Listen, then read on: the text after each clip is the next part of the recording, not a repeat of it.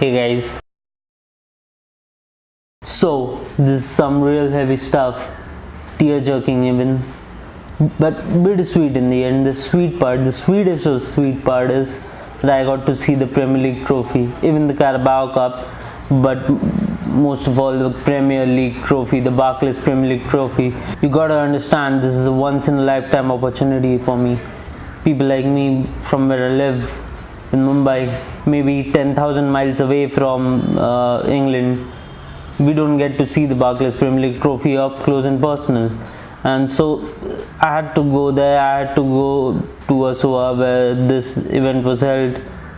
The event was the Manchester City Trophy Tour.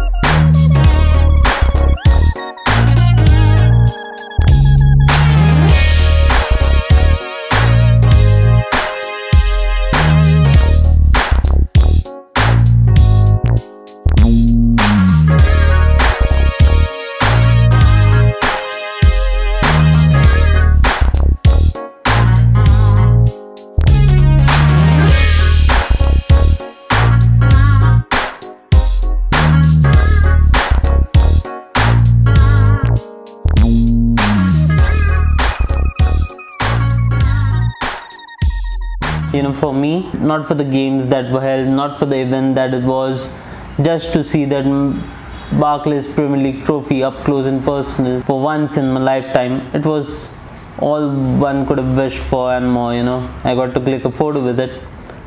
Yeah, I'm happy. I hope someday Manchester United, when they win the Barclays Premier League, bring their trophy to India, Mumbai. But up until then, I in my heart will settle for this. I'm okay with it.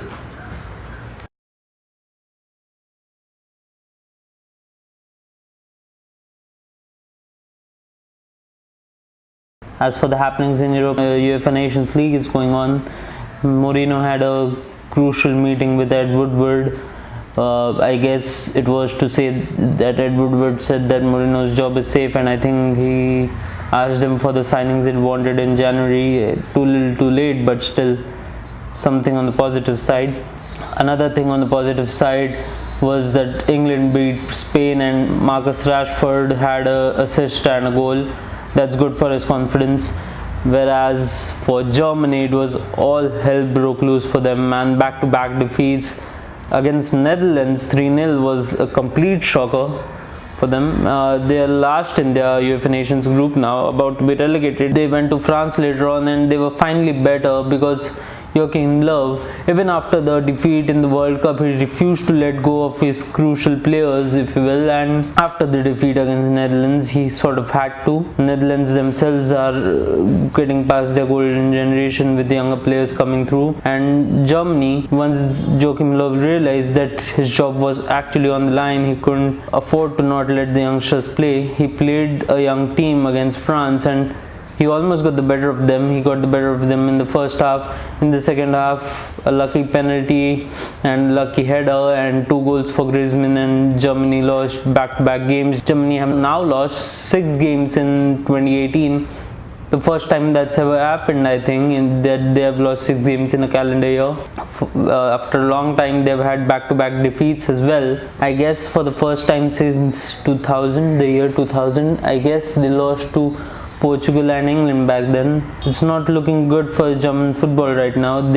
I feel they certainly need a change, but you never know what might happen. So that's that about German football. Meanwhile, Brazil versus Argentina happened, and Sergio Romero, man, I feel sorry for him, Manchester United goalkeeper. But in the 93rd minute, Miranda scored for Brazil and Brazil won 1-0. Brazil anyways dominated the game, but yeah, still. In other international news, the most important international news, India versus China in China, football friendly. FIFA recognized football friendly, a big deal for India, and India didn't lose. It was 0-0 the final scoreline, and India actually had a chance to win that game.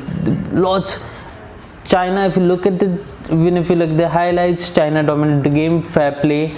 China had most of the possession. China had good possession in our half. They attacked our goal. We had some crucial defending. I watched the entire game and we had some really good counter-attacking chances, man. Udanta had a great chance. Sunil Chetri, he got his boot stuck in the ground, otherwise he could have scored. Gigi had a good chance. I guess Pranay had a really good chance. Sandesh Jingan, our captain, had a header from a corner which was squandered, and our substitute, I forget his name, I guess it's Chaudhary, he had a one-on-one in the 92nd minute, and we could have certainly won from it, man. We're still not that great in our attacking build-up. We misplace a pass or two here and there, and at the highest level, if you misplace that pass, it's difficult to regain possession again, and that's where we are suffering right now. But when we get those passes right, we are well placed to put on a great counter-attack or attack even, and we did those plays. We did manage to get into the opponent box, but we just fluffed our lines quite a few times in that match. Not as much as you'd think, but still they were enough to snatch a 1-0 victory in China. Anyways, that didn't happen. China themselves had a one-on-one. They hit the post twice, by the way, and they had a one-on-one in the 93rd minute, and they squandered it as well. So big congratulations to the Indian defense as well as our goalkeeper Gurpreet Singh Sandhu. And yeah, we had a 0-0 against China. I would love to see us go up in those FIFA rankings, please. It's a good test as well as good preparation for the Asia Cup. And yeah, that's all for now. Do subscribe to my channel, do like, share and comment, you guys.